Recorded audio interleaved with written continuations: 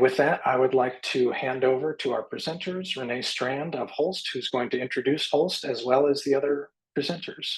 Go ahead, take it away, Renee. All right, thanks, Ben. I'm going to stop admitting people so I can take a look at the screen. And Lee, I'll let you screen share when you're ready. Thank you to the AIA. We're really excited to be here and to talk with all of you. There's some familiar faces I saw coming in on the participant list, but also some names I don't recognize at all. So I wanted to take a minute to just introduce Holst to some of those, or to those who might not know our firm and what we do. So Holst is an architectural design firm here in Portland. We are been around since 1992. And we've grown very intentionally over the years. We had an ownership transition in 2017. And since the ownership transition, we've grown to about 58 people right now, again, kind of intentionally. These are some of the wonderful faces of folks we work with. Our main office is here in Portland. We also have a small office in Minneapolis. Over to the right, there's a lot of acronyms. This is a sort of an easy way to explain a little bit about who we are as a company. Holst is a certified B Corporation, and that means we are in it for the social good. We're a woman-owned business. We are a DBE, which is a disadvantaged business enterprise. And we are affiliated with the Just label. And then, our favorite slice of the pie here is that in 2020, we were named AIA's Pacific Northwest Firm of the Year. So very honored still to this day for that award. So thank you. And we've got 4 people here. We're going to go through and introduce ourselves, but obviously it's not just the 4 of us who worked on these projects you're going to hear about. These were all amazing team efforts by many of the faces on this screen. We have a great collaborative studio here in the office. Everyone is focused on really high quality design, equity, sustainability, and construction quality. And so very, very honored to work with these folks every day. With that, let's go through and do introductions for our presenters. Maybe Kevin, do you want to start off and kind of go left to right here? Sure, thanks, Renee. Hi, everyone. I'm Kevin Balk. I'm principal and one of the owners here at Holst. I've been here for about just over 27 years, I think now. Gotten a chance to work on a lot of great projects. Excited to talk about the Seaside Convention Center tonight with Mark. So I'll pass it over to Mark. Thanks, Kevin. My name is Mark Schmidt. I'm a principal at Holst. I've been with the firm since 2011 and worked on a variety of different project types over the years. And Seaside, which we're going to be talking about tonight, is one of the more rewarding projects that we've had a chance to work on. I will pass it to Lee. Thanks, Mark. Hi, everybody. My name is Lee Schrader. I'm a senior associate here at Holst and a project designer within the office. Super excited to share Hearth with you tonight. I think that it's kind of going back in the memory banks a little bit. It's been a few years, so it's been a lot of fun to recount all these efforts and put a little deck together to share with everybody. Renee? And back to me. So again, I'm Renee Strand. I'm a principal and also one of the owners here at Holst with Kevin. I'm also our managing director. So that means I work on a lot of the people side of the business internally. So staffing and career development for folks and a lot of our policies. But I also work on a number of different project types. Some of our larger projects, a lot of housing, permanent supportive housing, affordable housing, and market rate. So excited to show Hearth tonight. All right. So speaking of some of those different project types, so we do a lot of different types of projects here at Holst. We work on new builds, we work on TIs, we work on occupied renovations, and a lot of that work is local here in Portland. We have a lot of wonderful clients here, long forged relationships. We occasionally do international work. The Bhutan Library is up on the kind of upper right there. But we've recently been doing more work in the Mountain West. So Washington, Montana, Idaho, and specifically quite a few projects in Boise. And so This project, Hearth, is for a client, Roundhouse, that we've done a number of great jobs with. It's downtown Boise. It's 161 units and it's market rate housing. It's a mixed use building. It has TI space on the ground floor as well as live work units. And Lee is going to take you through kind of the program and the design. I'm going to admit some more people in here while I'm presenting. Yeah, you could flip to the next one. And it was just kind of completed last year. But it was a long project constructed during the pandemic. So this is just a quick view of part of downtown Boise. Holst has had the privilege to work on a number of projects within this area of town, and Lee will talk a little bit more about this too. But those projects started with the Fowler down on the bottom left, which that completed in 2018, and that was the first new market rate housing in downtown Boise in 20 years. So mixed use and multifamily housing is maybe not new to Boise, but like new again to Boise. And so it's been a really interesting process to work with the community and the city on what it means to build apartment buildings there. We also worked with another developer on a project called Vanguard that is more studios and efficiency units. It's a market rate job, but it's really focused on sort of students entering their first kind of market rate apartment after college. And then finally, Hearth, which we'll talk about more here today. It's the backward Z-shaped building down on the right. And I think that's probably a good place to hand off to you, Lee. Yeah, that sounds great. Yeah, excited to share with you guys our Hearth project, or our Z project. So the site is, like Renee mentioned, it's kind of it's off of the downtown core. It's in an area called the Central Addition. It was part of a city master plan to begin to allocate kind of portions of the city for higher density housing, all in an effort to make a more walkable and livable downtown Boise. So we were really excited to be on the kind of initial phases with the Fowler, and certainly to kind of complement it with Vanguard and Hearth. Our lot is a half-block site. It's approximately 250 by 150 feet long. It's got an alley along the back way that kind of bifurcates the site, and its kind of primary street frontage is on 4th Street there. The general kind of context within the immediate area is kind of a mixture of 1 to 10-story kind of office buildings. There were a few kind of historic single-family homes right across the street from us, but it was kind of largely a lot of kind of empty lots. So kind of prime area for multifamily development. Renee mentioned earlier kind of our development group that we worked with, Roundhouse, kind of came to us through a feasibility stage looking at this project, but then kind of outlined a number of primary goals they had for the project. And so we had a very familiar relationship working with them and how they worked and what they were, what their kind of sensibilities were and what they wanted to accomplish. And they kind of laid it out again for us. And it was really to promote kind of thoughtful design within Boise, within this kind of this project type that is often kind of replicated kind of all over, but really wanted to be really strategic with how they were allotting program, building form, materiality, in an effort to create a really kind of community-focused multifamily development. And these were, again, goals that we found a lot of alignment with. So it's really exciting to kind of kick this one off. So I'll kind of start to jump a little bit into the design phase. I think this is something that I always love when architects share, is all the other options that were out there. And here's just a few of probably, there's another 3 or 4 that were kind of vetted during the process. But just to get kind of the general kind of basics of what we were trying to accomplish, the development group came and kind of asked, I believe they were asking for 150 to 180 units. We had a requirement for, I believe it was a 1.25 ratio of parking, so a number of parking stalls.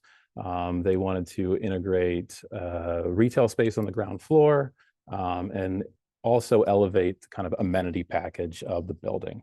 On the Fowler, they had done a number of amenities and gyms and outdoor spaces, and they wanted to kind of take the next step from that project and do it a little bit better and offer more of those spaces. When we kind of jumped into, after kind of coming out of the feasibility study, we knew that this lot, in order to kind of meet the efficiency requirements and the number of units and being mindful of the cost, we knew it needed to be one building. It wasn't really going to be a series of buildings on this lot. And so that kind of became this genesis for, well, what does this kind of building form become? And you immediately kind of gravitate towards what are kind of the traditional methods. And so here up on the top left, there's kind of this C scheme, which is probably more typical kind of response to this site, where it puts a lot of the density or the building face along the street frontages and then kind of tucks a little courtyard behind facing the alley.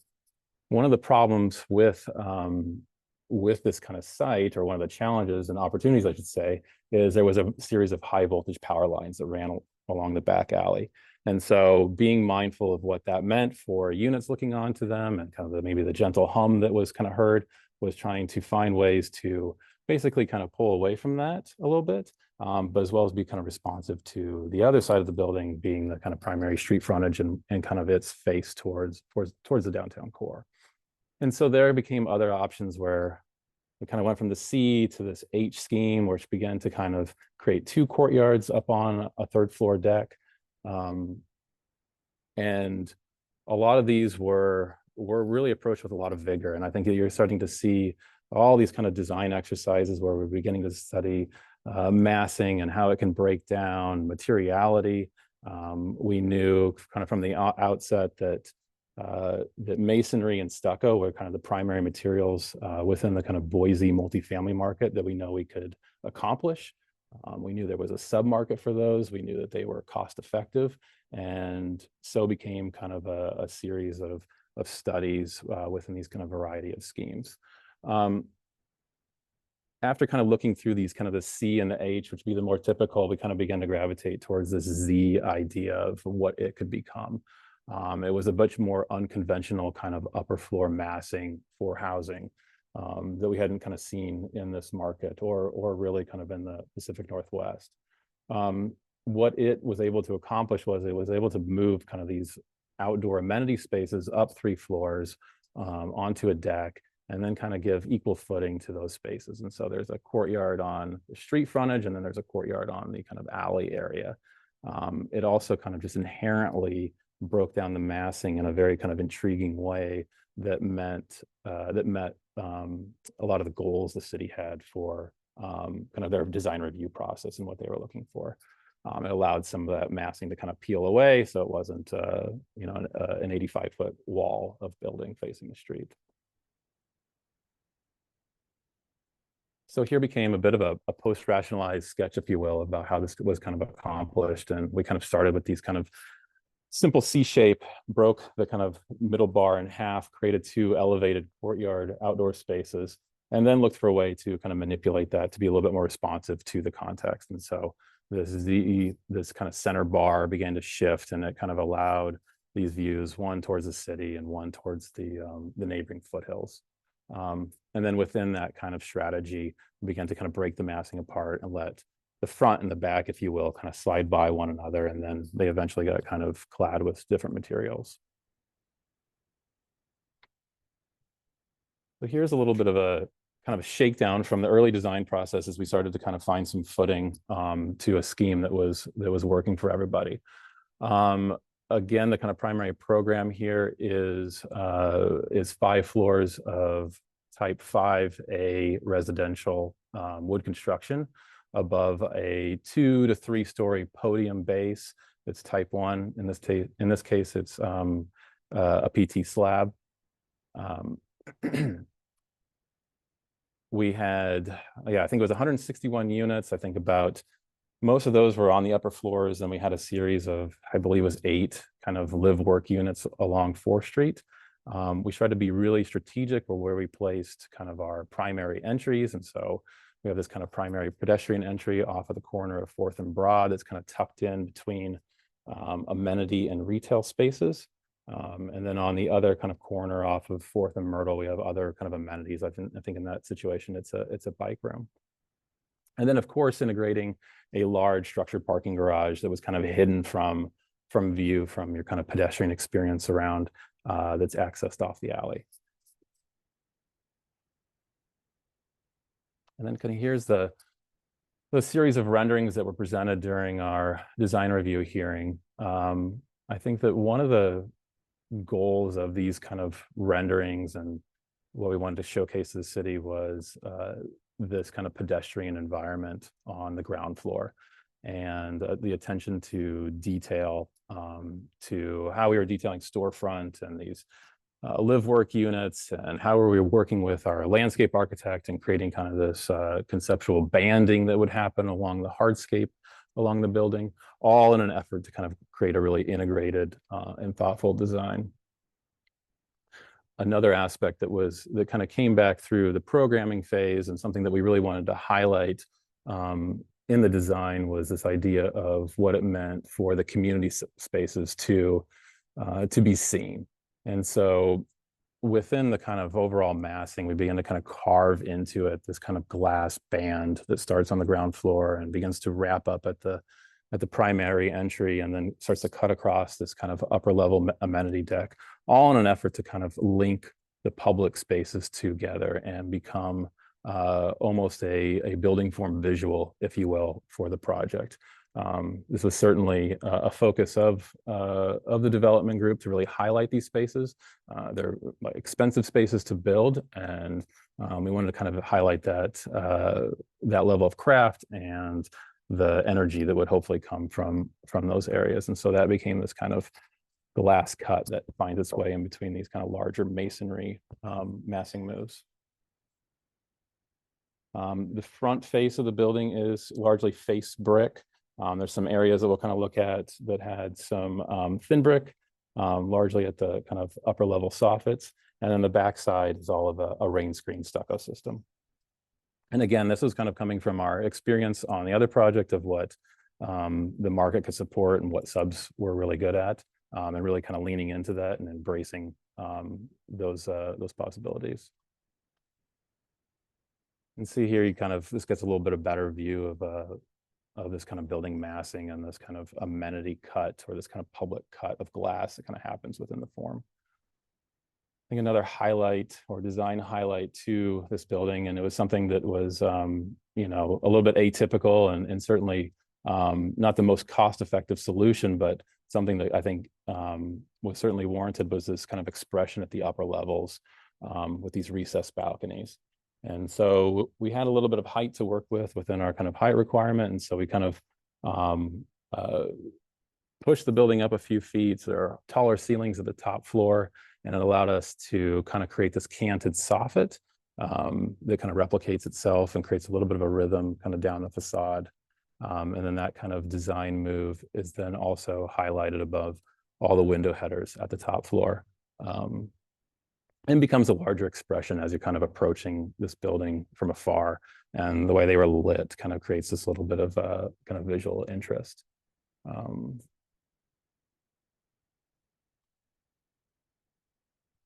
And at Holst, we love our building sections, and I think that this was kind of a really beautiful drawing that kind of showcased the level of detail and effort that went into kind of creating that sort of recessed balcony detail with this canted soffit. And I certainly won't get into all the actual specifics of all the detailing here, but I think that we were really kind of using brick in you know, a fairly traditional method, and we're using kind of this face brick, as you kind of see along the kind of outer envelope. But then as it kind of cants in, it switches over to kind of a thin brick assembly to accomplish that kind of design move or that formal gesture. And then there's other aspects of creating kind of brick sills, these slope brick cells that are a little bit more traditional detailing, but makes it feel like a brick structure. What am I doing on time? Okay. Kind of a daytime shot here of the primary corner. One of the things I think that was part of the learning objectives was this was a fit well project. It was something that, you know, there's a number of certifications that were kind of vetted, and it was something that the development group was really interested in. it's a very kind of holistic idea to a healthy building and what it means. Generally, this thing was really kind of easy to accomplish certification for Fitwel in terms of its location within an urban core. It was very walkable. It provided a series of outdoor amenity spaces. It offered access to fresh air and light. And so it was, I think, a meaningful certification for the development group, and fortunately, something that was really easy to kind of accomplish here. A little bit of the janitor's tour here, and I'll try to kind of mention all the kind of different building systems as we go along here. But our main streets is 4th here on the left, alleys on the back, large parking garage that ramps its way up 3 floors, a series of 2-story live-work units that face 4th Street. And then this kind of number 1 is largely the amenity space, a 2-story volume that we'll kind of see in a slide or two of that kind of expression. And then there's a leasing office. And then the kind of primary corner was designated for retail. And I believe they've got kind of they were able to kind of secure a restaurant tenant in there. And so again, trying to allocate and be strategic with where those kind of programs lie and how they kind of offer more and more activity to the experience of the building. This is a look at kind of these upper levels at this kind of Z shape. Again, the 2 kind of courtyard spaces or amenity decks. The one on the left links up with the building's gym, and there was a little spa and a community room, and really became this kind of social deck that has views towards the city. And then on the right-hand side, there is a green roof with a pet relief station, and then the kind of a series of private patios for units along there. Mechanical systems for this building, we had a series of ducted mini splits that served as mechanical for all the units. We had a DOAS system for fresh air for these units. And I believe we had a centralized hot water heater that was located in the basement to provide kind of efficient hot water plumbing for all the tenants. And again, materiality was largely just face brick and stucco rain screen. They were kind of upgraded Drutex vinyl windows that were utilized that had higher performing U values than code. Let's see, what else about this?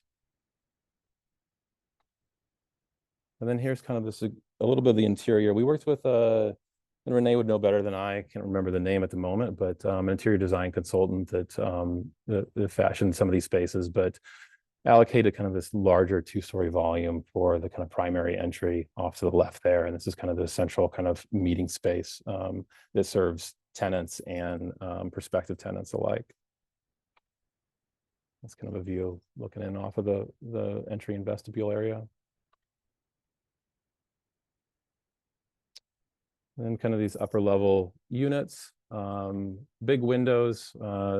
Several units have kind of this Juliet balcony that you can kind of see off to the side there. But a really kind of nice, beautiful kind of urban living situation for Boise here.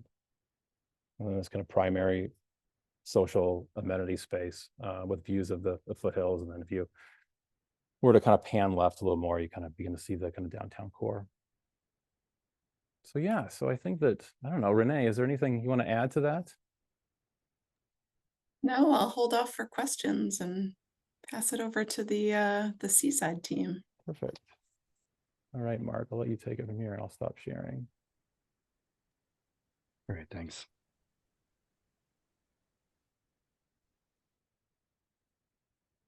All right. So yeah, thanks, Renee and Lee. Mark and I are gonna discuss the Seaside Civic and Convention Center. So this was a project that started in 2017 for us. And as Renee mentioned earlier, that was a big year for us as we took over ownership. And this, in our eyes, was an important project in some ways to prove that we had made the right decision, and so I'm very proud of it, and I think our team is as well. We went after the project with a series of consultants that we felt provided a lot of strength on a project type that we didn't have a lot of experience on. And I think that's something at Holst that we're not afraid to admit at times when we are less experienced. We find a partner that can help bring that to the team and guide us and be part of that team, and then we can learn. And so with that, we joined forces with David Greisel of Convergence out of St. Louis. David specializes in renovations of convention centers, so he had a lot of experience with the project type, knew the client as well. In addition, we joined forces with MKA Structural out of Seattle, who again has a lot of experience in convention center work, and so they were invaluable as well in helping us guide the client. Locally, we had KPFF Civil and GluMac MEP, who both, again, we've worked with quite a bit, and we're wonderful teammates. Internally, Dave, Adi, and myself were the principals on the project at the time. We kind of co-led. I was also the project designer. Mark was our PA/PM as he took over both responsibilities during the project. Mara Indra was our PM to start the project. And Rick Sanchez joined us as well on the project team. So together we created I think a pretty great working relationship with Russ Vandenberg, who was the GM of the convention center at the time. So Russ knew David from Convergence from some conferences. We had great meetings through the RFP process. Had an interview, I think, where we connected well with him and his team. We talked about the importance of the convention center becoming a known entity in Seaside. I think the first time we saw the RFP, we were all like, "There's a convention center in Seaside." We were a bit surprised, but I think our goal was to be able to bring a thought of making it something that could be visible from different parts of Seaside as you enter, and then also obviously help with the functionality. So Mark's going to walk us through how we got to that completed image that you saw at the end, but Mark's going to walk us through, and we'll have questions at the end. So Thanks, Kevin. Before we jump into the design process for the convention center, it's worthwhile that we kind of take a little bit of some context historically on how the convention center evolved prior to the time that Holst became involved in it. 1971. So 1971 was the original construction of the convention center. Seaside was growing and pretty much got to a point where tourism became the primary driving factor or economic factor for the city. And in turn, that kind of necessitated commissioning the construction of the convention center, the goal being to create and reinforce Seaside as a coastal destination and to draw a wider audience of folks other than just traditional beachgoers. The original building was roughly 25,000 square feet, really centered around this marquee convention hall. Interesting note that convention hall pretty much remains to this day in the design. So this 10,000 square foot clear span glulam beam convention hall is really then flanked by these support spaces on either side, and the stage to the south and the entry to the north. That the facility served the city fairly well, but after a decade of use, they slowly started to outgrow it, and which in the 1980s really started to expand really the first real series of renovations and expansions for the convention center. The first being in the early 1980s, a series of administrative expansions. As you could see based on the plans, the facility was pretty packed tight. So there wasn't a whole lot of space for administrative staff and all the coordination that went into this facility. Additionally, the prior facility only had stair access to the mezzanine. So this addition in the late 1980s off to the far left actually created a stair and elevator tower to add those functions for wheelchair access. After that, again, another decade or so, the building started to really outgrow itself again and created the largest expansion up to date, up to that point in the 1990s, which really was a major expansion because it added a whole series of programmatic elements that were previously not part of the convention center. They added a ballroom.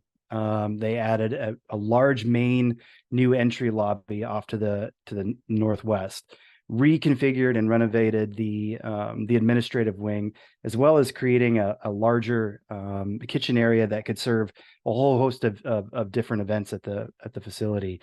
In addition to that, they actually built a true second story. So previously, where there was only a mezzanine in the building, this added a full new second story off to the eastern wing of the building. Now it's on a different level than the mezzanine, which we'll get into later, but it did provide for some expanded meeting rooms on that second floor. Now, from the 1990s really to kind of mid 2000s, I mean, this expansion was sufficient for roughly about 20 years. But as the building grew, building demand grew and capacity started to become limited, the building in turn also had an issue with its exterior deteriorating. As you can imagine, this facility has a stucco exterior, non-rain screen, and in a coastal environment, that's not going to last too long. At least we know that now. But at the time, the exterior started to deteriorate pretty rapidly in the middle 2000s. So there were some additional kind of spot treatments throughout that time. There was some additional HVAC renovations and other spot treatments, but not until really late in the 2016 era, the city really kind of came to a head, realizing that they needed to renovate this facility. There was too much demand. There was too much work going into it. It was a huge economic contributor to the city funding, and they realized that they needed to adapt and grow this facility in a holistic way. So that really led the city to approve this new expansion, and it really was not just the largest expansion in this facility, because yes, financially it was, but footprint wise, the 1990 expansion was pretty substantial. But the economic impact that this had on the facility and on the city as well, this was the largest undertaking that they had done in the city of Seaside. Now that was pretty quickly later superseded by the super school, the K through 12 school up the hill, which was much more financially impactful. But this was something that was a real stretch for the city, and they knew that they needed to make this a win, not just for the convention center, but also the city itself. So these are some of the exteriors of the existing facility when we walked through it initially. And so right when we first started the project, we had an initial visioning session with all the stakeholders involved. We had the tourism folks for the city come in. We had the convention center managers. We've had the mayor involved. We've had a lot of folks who put a lot of energy and thought into what this building could be, and really took all of that and reconfigured it into really not just a programmatic document, but really a whole vision for what this building could be and what it could mean to the city. So they had some initial client goals to start with. One of them being to expand the ballroom. The ballroom currently was just too small for use. They wanted to support some more simultaneous functions within the building. Currently, there was really the only capability was to, if somebody were to rent out the convention hall, they couldn't also simultaneously rent out other portions of the building without there being significant overlap. In addition to that, there was also a whole host of just programmatic and circulation issues that were plaguing this project. And so we were really brought in to help alleviate that concern. and really unify the building over these various kind of glommed on expansions over the years. In addition to that, there are some major hurdles, and I'll talk about this a little bit later, but seismic. So this facility, and a lot of downtown Seaside for that matter as well, is built on effectively a sand dune. And due to the proximity of the Nicanicum River, which flanks the building on the east side, you can imagine what's going to happen during a seismic event. So I'll touch on more of that in a minute. Additionally, another major hurdle for the project was it was booked out roughly 5 years in advance. I mean, this building is packed. The schedule was just, there was no let up in it. So when we first got on this project, we're like, how are we going to build this thing? This is insane. And we had to figure out a way to really delicately and specifically work with the general contractor to identify really intentionally phased approaches to this construction. You can imagine that if we, are starting to work on an area, obviously that impacts it, not just from a functionality standpoint, but also from an egress perspective. There's really 4 main staircases in the building, and at any point you're taking away 2 of them, maybe even 3 of them. And so you have to provide these temporary egress paths in a delicate way that isn't just garish to the folks that actually have paid money to utilize and reserve this building. So you can see that it's a major hurdle, it's a major challenge, but in the end, this was a very successful implementation. And then lastly, another major challenge really was balancing the stakeholder wants with their actual budget. And granted, we'll acknowledge that this is a very large undertaking for the city, but their goals were extremely lofty. And I won't bore you with the VE details, but we did have to go through and really hone in to what are the essential needs and goals for this project, while maybe setting some of our more loftier ideas to the side. Great. Well, when we first started out schematic design, the most important thing for us was to identify what are the critical issues that are impacting the facility. Actually, I'm going to go back one more. What are the critical issues that are impacting this facility? And the one that spoke to us most was the lack of building continuity and circulation clarity. So we went through a few different design exercises, and these are just diagrams. We have sketches that we also could show, but these diagrams do a really good job of just describing the general approach. Right now, or at the time, the building just had absolutely no flow. You would enter the building from the northwest or from the northeast and immediately hit a pinch point with these main stairs. And so we knew that there was an objective to open that up, to create better circulation and to provide better flow through the building. In addition to that, there was also a complete, lack of acknowledgement of the west side, which is the greatest asset, which is views to the Pacific Ocean. And then to top that off, there was also no integration and no connection to the Nicanicum River off to the east. And so we worked through a few different diagrams with the city, and it really didn't become valuable until we started looking at options that were maybe a little bit more dramatic. So these first 2 options kind of looked at figuring out a way to sort of create additional entries to the building, but maybe something that was a little bit more delicate. Whereas this image on the far left, which it highlights here, just completely changes the entire approach of program and how the building is accessed.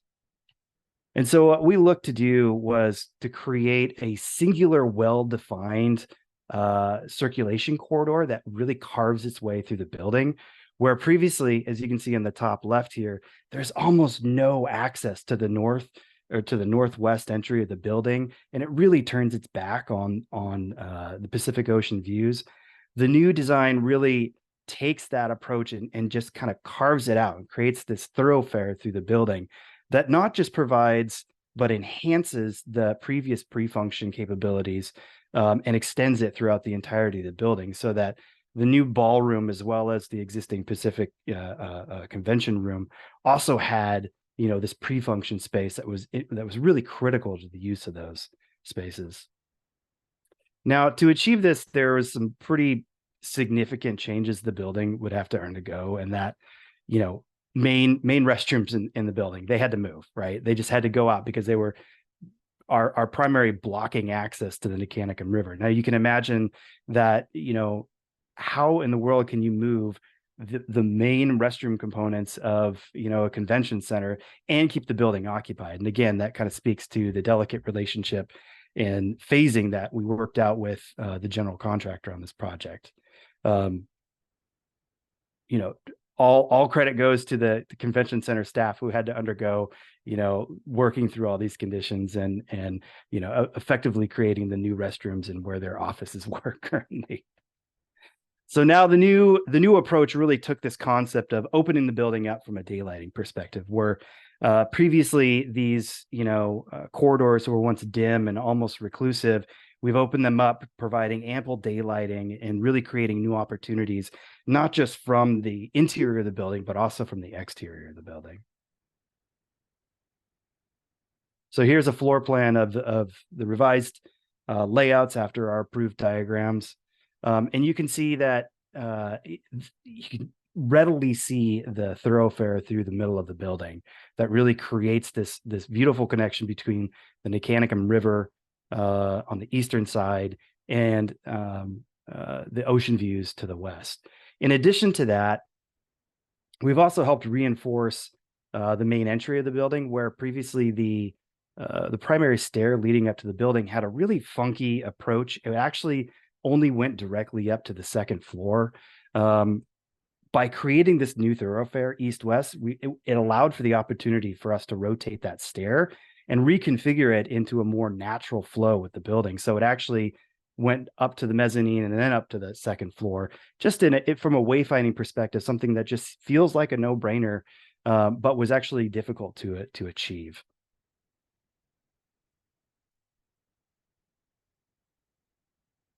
And here's the second floor plan as well. In addition to that, I mentioned the seismic constraints. So Seaside, and a lot of coastal cities have this issue as well, where the soils are predominantly sand. So this is a alluvial dune sand.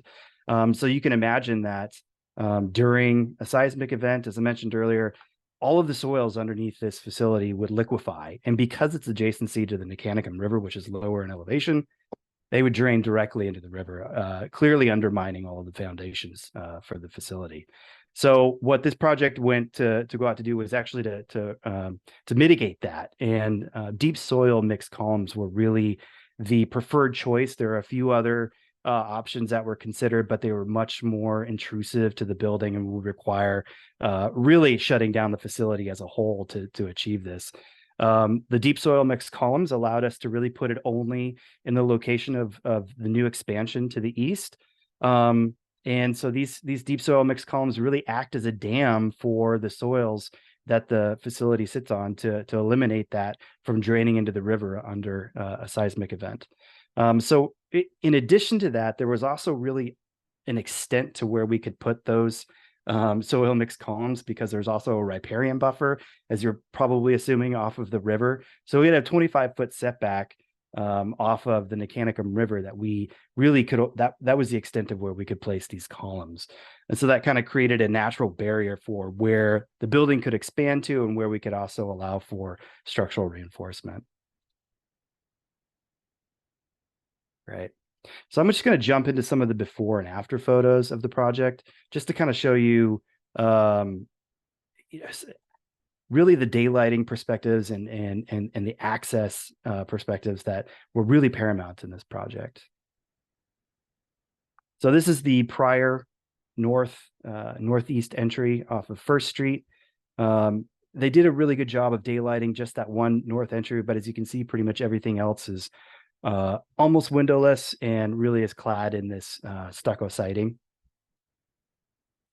And then this is the new revised as constructed exterior of the building. Lots of ample glazing on the ballroom, lots of glazing on the meeting rooms on the upper floor, and then a new entry that leads directly out and frames this view to the Nicanicum River. I'm just going to zoom in on that view here real quick.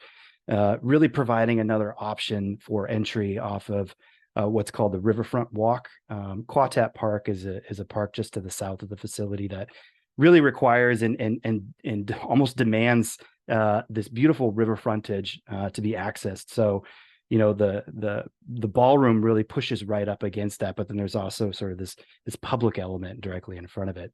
And so really acknowledging that and offering an entry right directly off of that path and framing this entry point became really important.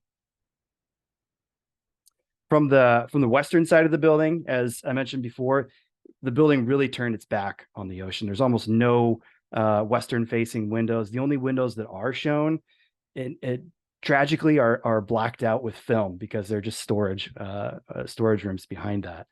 So it became really paramount for us to create these beautiful viewpoints and these touch points within the building to sort of frame views of the Pacific Ocean, and also really create an identifiable entry point from the west side of the building, where previously there was technically an entry there, but you'd be hard pressed to find it. And this is another view directly from the west. This is a view, another view leading up from Quatat Park along that riverfront walkway. You can see into the Nicanicum Ballroom and the Riverside rooms on the second floor. And now we're going to jump into the interior. And Kevin, you can interrupt me if you want on this. But as you can see, I mentioned earlier, immediately on entering the building, you can imagine the number of people visiting this facility when it's fully packed. There was a pinch point right when you walked in. Not to criticize the prior architects too much, but it just wasn't functional for how it was used in the 2000s compared to the 1990s. So the new goal being to open this up, really refresh the interiors, create something that is more traditionally coastal, something that feels open and bright, and we ended up with this revised image. So as you can see in this particular shot, you can see the new grand staircase that leads up to the mezzanine and up to the second floor. Really, the entire or the extent, as much as we could afford it, of this interior was clad in wood and wood paneling. It was such a critical material to the coast and such a critical material to this project. Additionally, wood slats helped to provide screening, but also create a sense of airiness in this image. And then lastly, let's go over here, an image from within that pre-function space, looking back to the lobby. This particular space previously didn't exist and really opened up. Obviously, the center mass in the middle is the elevator core, which we exposed in clad in metal panel, and allowing that elevator core to be expressed and really be exposed really created a center point within this pre-function space to anchor it. This is a view looking east towards the Nicanicum River from that pre-function space and through that aperture that we looked at earlier. The pre-function space additionally had some program that was added, being a concession space, which was actually quite difficult to incorporate within the existing footprint. The teal color was not necessarily a choice of ours, but it was a branding for the convention center. Sorry if Russ or anyone's on the call, but it did end up working within our overall design concept. And then kind of touching back on that central stair, which became kind of this really critical element within the building. You can see that the previous staircase just did not engage with the environment at all. They actually had some kind of they had their reception underneath the staircase, and just felt really haphazard. Whereas now, we were able to open up this staircase and have it be something that flowed into the space, and rather than constricting it. As we lead up to the second floor, this is we're on the mezzanine right now, and the Pacific room is off to our right. Really utilizing a delicate use of wood slats to sort of create these screening elements, and to also allow for the visualization of circulation through the building, and not have it be something that was just walled off or just impeding any of the sort of circulation activity. So we're going to look directly west this time. This is the mezzanine space. You can see that, you know, it achieves what it needs to. There's some meeting spaces off to the right. It's really dated. You know, yes, there's a lot of artificial light, but there's absolutely no daylighting into this space. So taking this goal of sort of creating a new circulation corridor, a new daylighting aspect to it, really we get to this new view, which we're allowing that daylight to really enter into the space. These images off to the right are of what the existing space was before. Great. Now we're going to go down to the Nicanicum Ballroom, again, just showing how we're re-engaging with that Nicanicum Riverfront Parkway. And then lastly, material palette. And Kevin, I'll let you interrupt me here on this one, but material palette did become really important to the development of this project, utilizing materials that are durable for the coastal climate.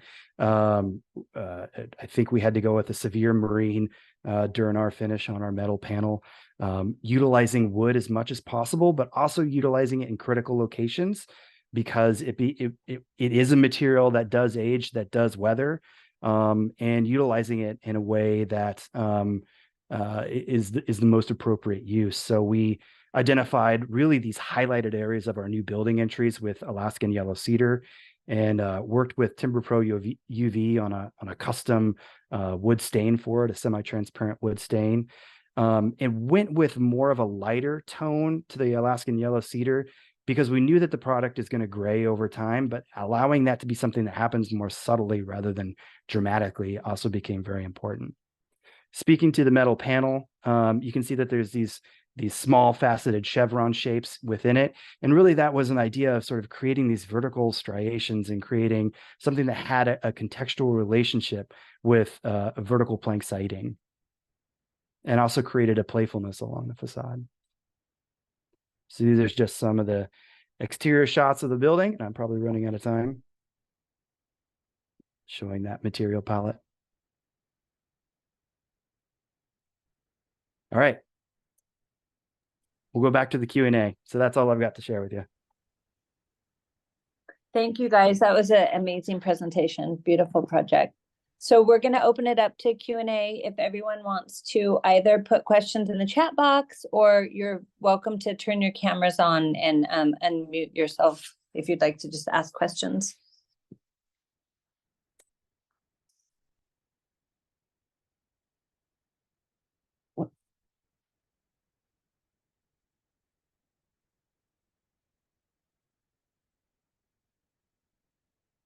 It looks like you covered everything. Are there no questions? We answered them all. Good job. Fantastic. It looks like we did get one in the chat asking about construction costs. Who wants to answer that? Sounds like a you question, Kevin. I don't know anything about the Seaside Convention Center construction costs, so. That's a Mark question. Mark. Well, yeah, sure. It's a great question.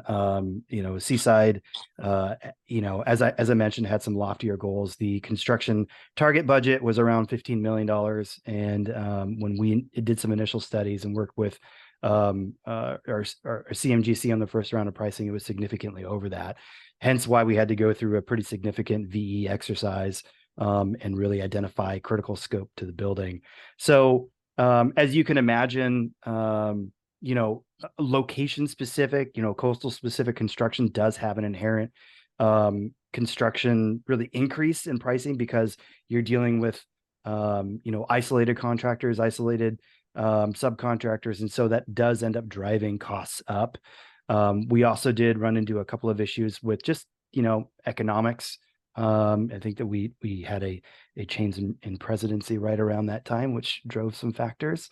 But you know, all in all, we worked really closely with the contractor to really get the most critical elements on the convention center that we could for the budget that was there.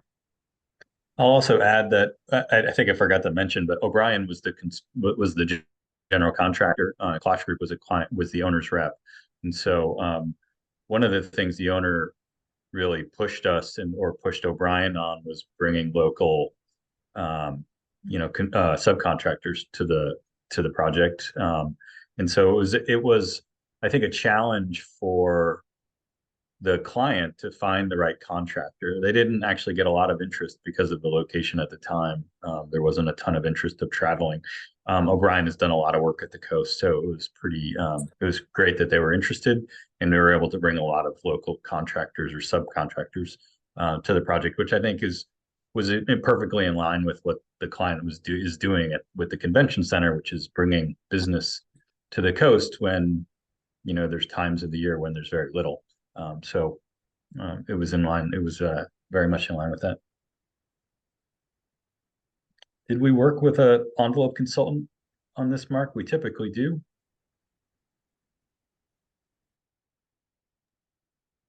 Great question. I can't remember. I don't think we did. No.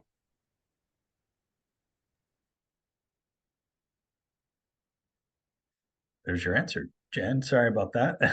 We didn't, but the reality is a lot of the building was existing, right? We were sort of changing some exterior materials. There's the addition on the west, but I think we felt with our knowledge of rain screen systems and the biggest, I think, issue was our metal siding and our fasteners. But we felt like we could handle that without a consultant on board.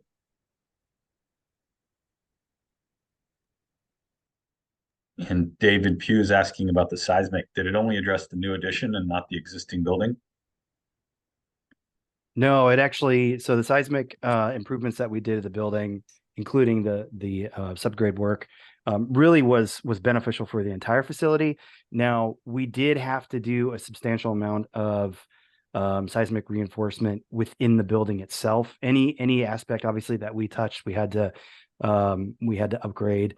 So there was some significant work that MKA did on this facility to make it kind of harmonize over the various renovations and additions throughout the year. So, yeah.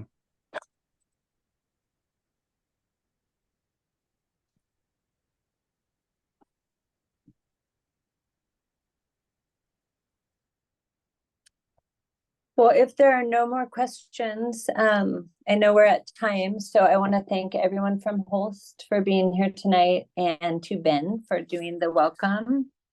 An amazing presentation, and I hope everyone has a good evening. Thank you. Thanks, y'all, for joining. Thank you all. Thanks, everybody.